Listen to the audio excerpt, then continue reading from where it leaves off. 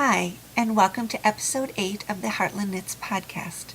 My name is Vicki, also known as Heartland Knits on Ravelry and Plurk, and today is November 25th, 2012. It's going to be a little bit of a different show today. Instead of showing the progress on my knitting and spinning projects, I want to share with you some knitted items that were made for me last year by some of my mostly online knitting friends. I've known a lot of these people for probably 10 years, and some I see once a year, twice a year. Some I've never met. They live in other countries, so maybe I'll never meet them, but they helped me through some difficult times, and as a way of thanking them on this Thanksgiving weekend, I wanted to show off some of their knitting. I think I referred to it in one of the first podcasts, but last year, May of 2011, I was diagnosed with ovarian cancer, and so had surgery and went through treatment, chemo, and lost all my hair. And these knitters all put aside their own knitting projects. You know how it is, you've got all kinds of projects going. They put aside what they were knitting and knit something for me, and I can't even say how much it meant to me for them to do that, and what a lift it was during this first men's month when my hair was shedding out, that packages would come in the mail and there would be this wonderful hat. And so I wanted to show you. Last year I wasn't writing the blog anymore, and I don't know if I would have had the energy to really do that. And I did take one picture with all of them in there, but it's just not the same as sort of seeing them. So I thought this would be a good opportunity. I also remember last month there were a number of podcasters who had good friends diagnosed with cancer, so I thought maybe this would be something of interest. And it's sad, but everybody eventually knows somebody has a good friend or somebody that has this visited on them. So maybe you would get an idea of what to make. And with the holidays right around the corner, hats are a nice present to knit, because you only have to knit one, not like mittens or socks or whatever. So anyway, I lost my hair in July of last year, and started going without anything on it inside in January. It was cold here, it was winter, so I still had to wear a hat outside because my hair was uber short. But in January I packed them all up into this pretty box, and they've been sitting on the top shelf of my closet, so I haven't really even gone through. A lot of the patterns I know what they are, or some of them I know what they are, and I'll tell you, and I'll put them in the show notes. Some of them I'm not sure if they just made it up or if it was just a pattern I'm not sure of, but I will put links into whatever ones that I do know. But these are all the cards that I got. So this was the first thing that I started wearing, and this was made by Anne in Wyoming. I'm going to say sort of their names. That group will know who I'm talking about, and they'll get to see they'll know who I'm talking about. You might not know, but it's a little kerchief that has a little closure. It's got a little button that you to close it. And this was the first thing I started to wear. I sort of, conventional wisdom says that you usually, before your hair sheds out, you have it buzzed off so that it's not traumatic when it comes out. I didn't know how I was going to feel until it started to happen, and if it would, bother me too much to have it coming out. It was just about like it is right now, so it wasn't really long. And to me, I got more use out of it. Mine sort of shed out, and I hope this doesn't make anybody uncomfortable, but the crown of my head and sort of my part was the first to go, and the very last to go was around my hairline in the front. So I used my bangs, even when I was wearing a hat or a scarf or whatever, for probably 5 weeks. And if I was wearing, had it tied back in a scarf and I had my own bangs in the front, it just made me feel that I wasn't really bald. I mean, I basically was, but it made me feel better. So for me, it worked. I would brush my hair in the morning before I took a shower, and it would come out in the brush. And then when I took a shower and it didn't shed out all over the bathtub, and I came out and it felt like a victory when there was hair on my head when I came out of the bath, out of the shower. And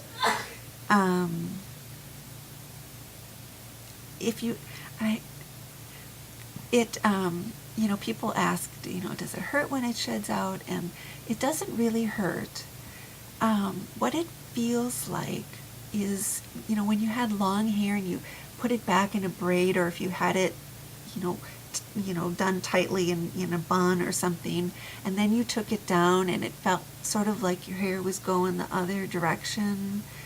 And that's what it feels like. You could feel that, and then that section would be the next thing to shed out. So anyway, this is a nice little cotton mercerized yarn. So it was soft. My head was never really that sensitive. I'd always heard, oh, you have to use cotton, you have to use... I wore, things that were wool, things that were soft. I didn't wear anything like it with a Shetland or anything like that, but wools that were soft, merinos and such, were fine. I made the hat that I made for myself. I made the wild apple bohus, which is the merino angora, and that didn't make me itchy or anything. So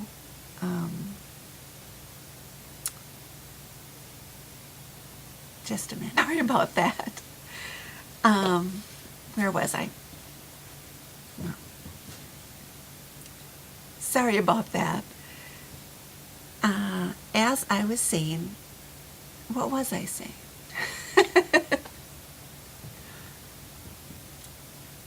Sorry about that. Anyway, let's try this again. Sorry about that.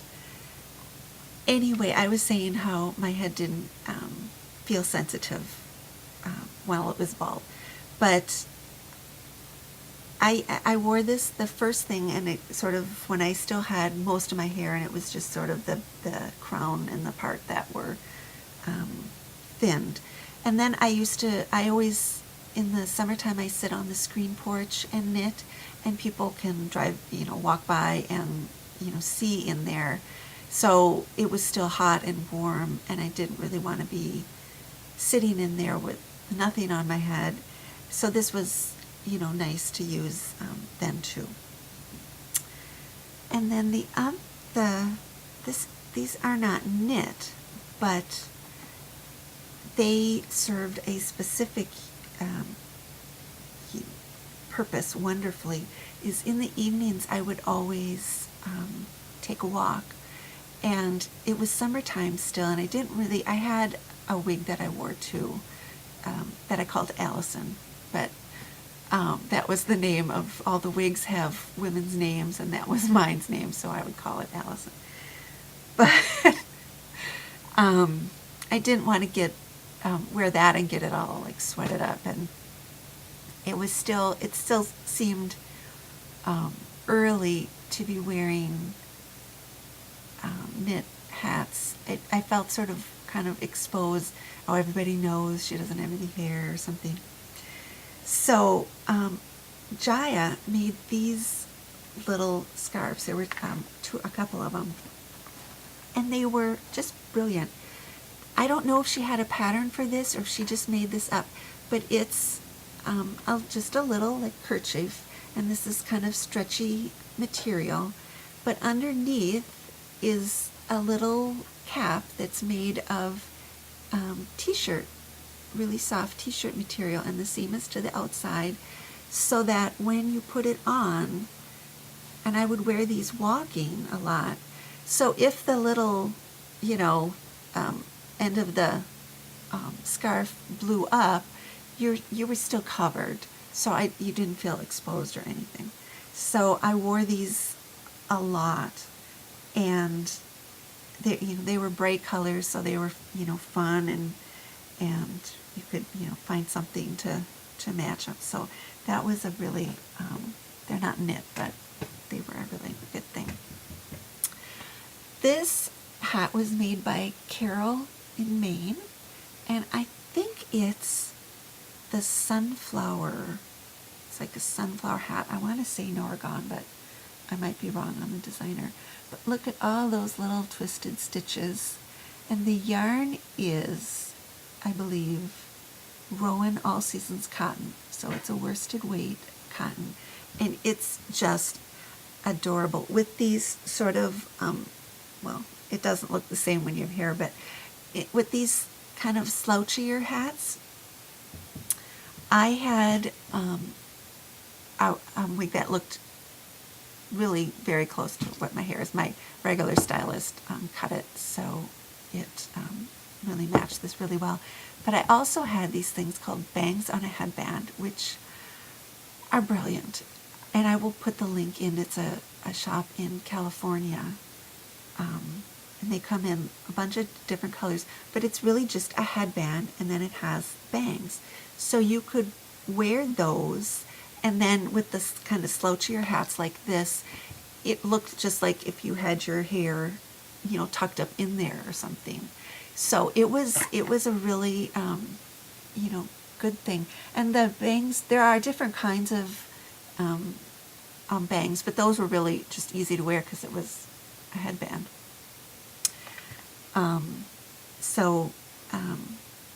That's that one. And then this is another one knit by Anne in Wyoming, and it's the Shadar. I don't know if I'm pronouncing that right, but it's designed by Jenna Wilson. It was in a Knitty 2004, 2005, way back, and it was actually one of the hats that I had planned on making for myself, and she knit it for me. But this is out of Rowan Calmer, and it's a really nice soft hat, and it's very, very stretchy. So you do you'd have to, if you're going to knit a hat for somebody who's not going to have hair, it needs to be a little bit smaller than a regular hat, because your hair takes up some space. I can still wear this one, but so it's really soft, and it was a great color for wearing during the fall, and it's teal. You'll see a lot of pink hats in here. Pink is for breast cancer. Teal is for ovarian cancer. So yes, most people just sort of concentrate on the pink and don't really realize all the other cancers have their own colors too. This one, it was a great hat. It's so darling. This was made by Amy, who's from California, though she grew up in Wisconsin. And it is knit out of koigu, and it was really bright, fun color, and she put a teal ribbon on there. But it is, the designer is Marnie McLean, and it was in fall 2007, Knitty. I can't think of what the exact name of the pattern is, but I will link to it. And it was a great one to wear because it provided really good coverage, because see how it comes down in the back, and so it provides a really good coverage. And it also has, like you can tie this ribbon tighter, so that if you're not really sure, the person isn't near you, you're really not sure what size to make it, you can tie that ribbon a little bit tighter. But I wore this a lot. In fact, one night, right after I finished all the chemos, my blood counts just took a nosedive and were really, really in the basement. And one night at least one night, I had to go in the ER I had nosebleeds because I had no platelets, and I had to go in the ER, and I just like threw a hat on, and it happened to be this one. And one of the nurses, I was in there, one of the nurses who was working in the ER all of a sudden comes around the corner with her friend, who she'd called, was a nurse who was on one of the other floors. She had called down and brought her down here because they wanted to show her my hat, because her friend was a knitter, and the nurse who had been working in the ER had just started treatment for breast cancer, I think. And so she had brought her friend down and said, I want a hat like that one. And so we, looked it up they looked it up on knitting, and so this is it's adorable hat. You don't need to have no hair to wear this one, or really any of them. But this one is really fun. This was knit by Gail, and I want to say it's called Orbit or something like that. I just remember when everybody was favoriting it on Ravelry, it seemed like. But I'll look up and see if I can find it on there. But it is knit out of a worsted weight, I'm not sure. I remember a lot of the hats, because they were to a knitter, they came with the tag of what yarn it was, and a lot of those just got kind of moved around, because for a long time the hats were stacked up on my desk, and then they got moved into a basket. But anyway, this was a really fun hat to wear. I don't know, it was, and it's a soft, it feels like there's wool in there, but it was really soft.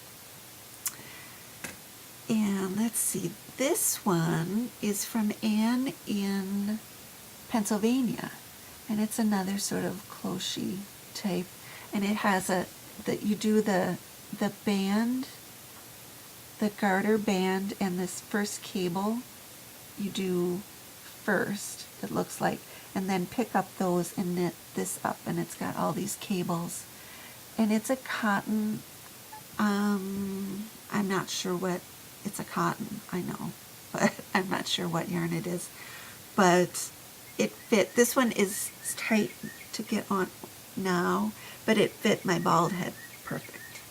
But that was from Anne. And this one I think is from, and please forgive me if I get some of these wrong. Say, no, I made that one. I hope I pronounce her name right. Lisa, or it's Lise. Is it Lisa? But it is,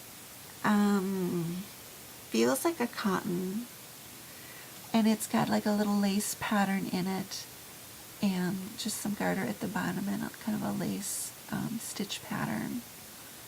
And she also sent, I don't know if you can see it on here, this is my quote tote, Elizabeth Zimmerman, Knit On with Confidence and Hope Through All Crises. But this really pretty silk rose that came with that. So after I couldn't pack that away, that lives on my coat tote. But that one was really fun. So this one was made by Ellen, and this is another one. I'm not sure of the pattern, but it's another one that this first band is done, looks like it's done sideways, and then the stitches for the rest of the hat are picked up and done around.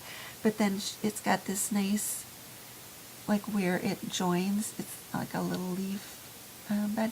So I'm not sure if she made this up or if this was a patterns from somewhere. The yarn is one of those really soft acrylic-y ones, or else it has some bamboo, but like those really, really soft ones. And it's just, I love this hat. It's just adorable with the, it's different when you have hair, but with the leaf on it, just a little something. So that was fun. Another one of those with the really soft sort of acrylics was this one. I slept in this hat a lot because your head gets cold at night. But I slept in this one because there was like nothing. If you rolled over, it wasn't like there was something on one side or the other. And I don't know if she knit this up. Oh, this was Patricia in Texas. But there's just a little lace cast on, sort of a lace, one repeat of a lace, and then just stockinette stitch in the round. So, I don't know if, she just did that when she was casting on, or if there was an actual pattern for it. But, so no matter what style or whatever, there's a use for it. This one is so beautiful. This was made by Mel, my friend Mel, and it is a silk yarn. It is absolutely beautiful. It's a little bit more of a dusty rose than it's looking on the computer, but then it's just got a little, she either blocked it into sort of this tam shape, but I would wear this one and I would feel so dressed. I would feel dressed up, my dressed up hat. But it's just beautiful, absolutely beautiful. All the little stitches, and so she's a fantastic knitter. And we're getting down to the end of them. This one was knit by Therese, and I think the pattern is by Gudrun Johnson from the Shetland Trader. It's another one of those kind of slouchy ones, and the yarn is silky wool or silky tweed or one of those like that. That's a really pretty color, and it's like really fun, fun. It was another one of those that worked really well when you had just the bangs on. And then this one was made by Jenny, who lives in England, and it is the yarn. It feels like a cotton, maybe a blend in there, but it's this really pretty blue. And my little mom, who lives with me, who's 94, hated it when I didn't have any hair. Some days she really didn't remember, didn't understand, and so she didn't. That's why I always had a hat on, because she didn't like to see it when I didn't. But she loved it when I wore this one, because her favorite color is blue, and she would call me Blue Eyes when I would, "Hello, Blue Eyes," she'd say. So it's got a little, I don't know what you call that stitch pattern, but so I don't know if she just put it separated by garter. I don't know if she just put that together, but it it was fun to wear. So I also got, and this one was knit by one of the ladies in my knitting group here, who actually took me to chemo and made me laugh at chemo, which is a true friend and a true, wonderful friend. But it was, I know she had a pattern for it, so if you want to know the name of the pattern, I can find out, but it's got like an old shale, sort of where you decrease in, and it was several different yarns that she put together. One was sort of a dusty pink, and then there was one that has I think like a rayon in it. One of them has a little bit of Angora or something. It's got a lot of loft on it, and so this was another one. It's really, really soft, and there is one more hat, but it wasn't knit, but it's just fantastic. And Denise made this for me. It's this little like bucket hat, and it's completely reversible. It's pink and white spots inside, but I'll put it on because it's just, I love this hat. This never got packed into the box, but we went to Hawaii in January. That was my after chemo trip. That got, the thought of that trip got me through part of chemo, and I wore this. Hawaii is where I stopped, wearing anything except when I was out on the beach or something. I had a little itty bitty short hair, but I didn't want to get super sunburned, so I would wear this almost all the time. I bought a straw hat when I was there too, but I wore this a lot. I wore this last spring still when I was out in the garden, because my hair was still really short, and it's just plain fun, and I love it because you can turn the brim up, or you can turn it all the way up, and it's just, I could knit knitted hats. I could not sew this. I am so not a sewer. So she also knit me these little fingerless mitts that I wore all the time, and I've been wearing them all the time this fall too. And it is a Tweedy yarn. I'm not sure what yarn it is or what pattern it is, but I can find out. But they, it was actually, I came to the fingerless mitt, late. People were making them for years and years, and I never could see, like, what's the point of that? Your fingers are out. I love them. I wore them all the time last fall because I was always trying to stay away from germs. So I would, when I had no white blood cells and was worried about germs all the time, I would, wear these constantly when I was out. I also got another pair of little, little cuffs or whatever. I'm not sure what you call them, but these were from Joy, and I love these.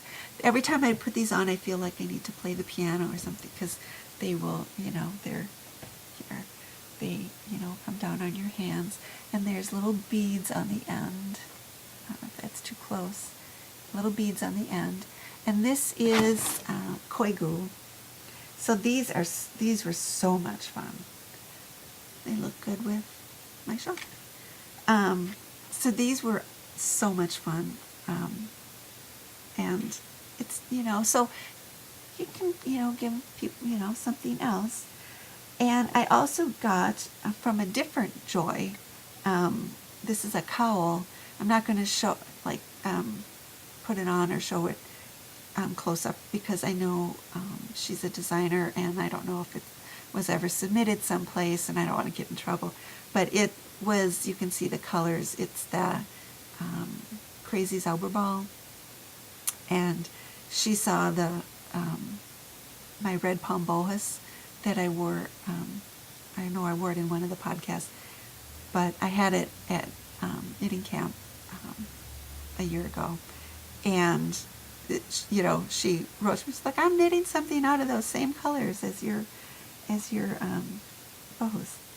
And then the other thing I got, which I guess I can't put on if I'm going to have those on, and these were knit. These are the sideways garter gloves from Elizabeth Zimmerman's Knit One, Knit All. And these were knit by Peter from Australia. And the yarn is Cherry Tree Hill. And I've been wearing these a lot this fall because they match my Loey cardigan really well. But and this is a pattern I want to make this winter still. But they are really fun, and it's nice in to see that the very variegated yarn isn't showing up really very well on camera. It's a variegated sort of from reds to kind of cranberry to wine to like a dark blue. And let's see. So if it wasn't in this box, it kind of stayed out, and I've been using it. What else did I get? Spindles, that Forester Linum spindle.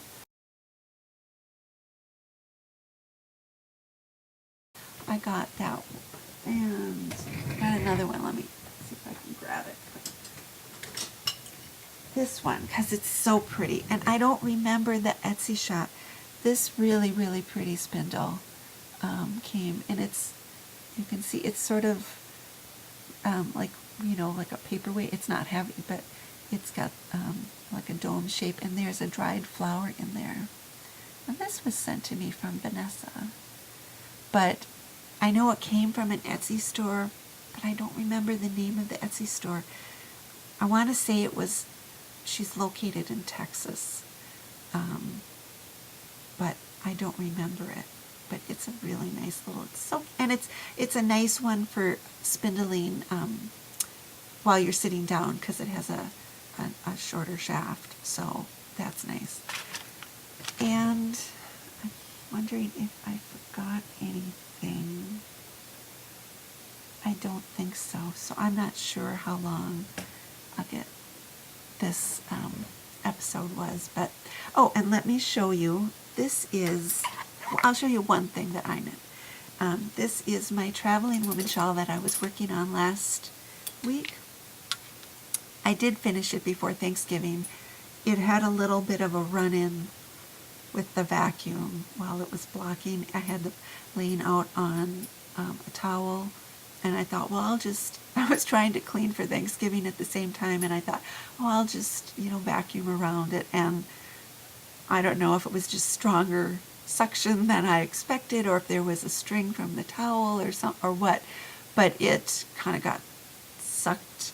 The towel sort of got sucked in, and a lot of pins ripped. So it had a couple like snags in it before it even got off the floor. But I love it. It blocked out larger than I imagined, and there was more yarn. The end of the pattern, of the last chart, was here at the top of my fingers. And then I kept going all this way down because I had extra yarn. So I figured, why not? I wanted to use it all. And so I just kept going in.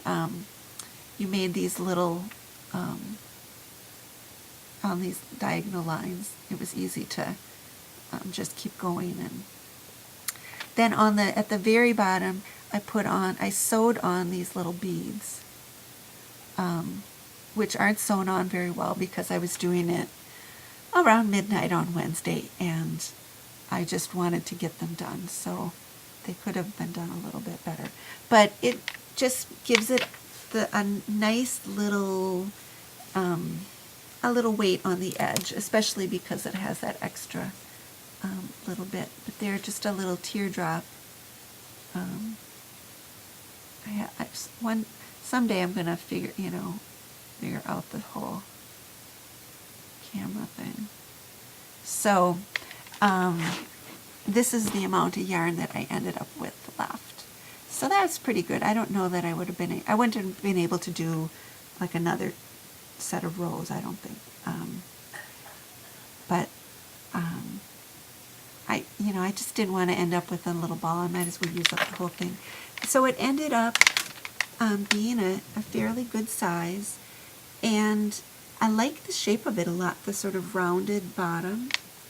And this is the Traveling Woman shawl.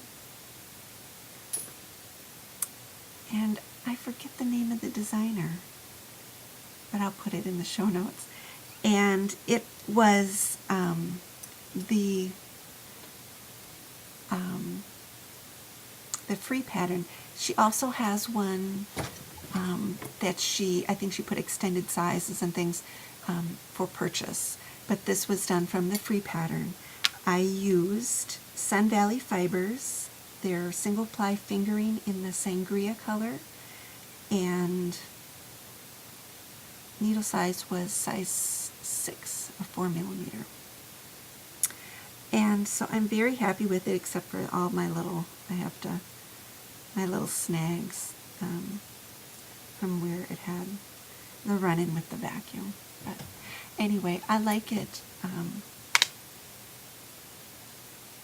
I like the size of it a lot. So I guess that's the show for today. I hope you enjoyed seeing.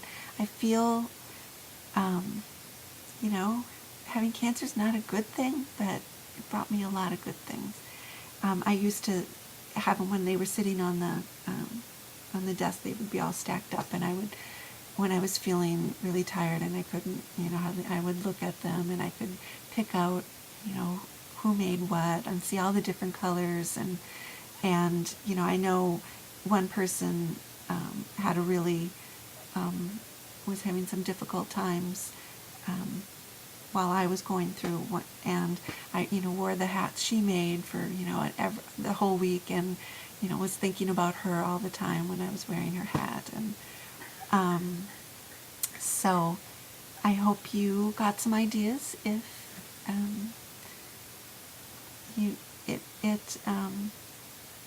it makes a difference when I'm a knitter. I could have knit my own, but it made it so much sweeter, and I can't thank them enough.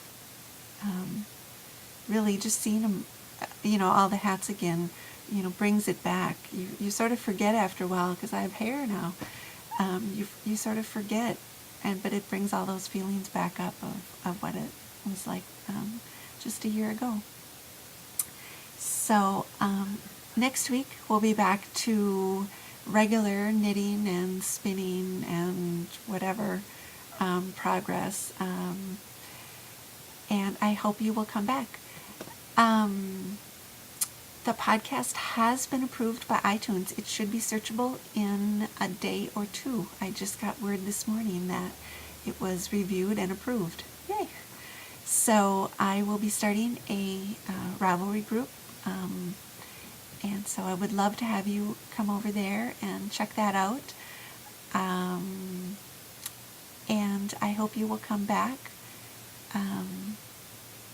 The blog and the show notes can be found at heartlandknits.blogspot.com.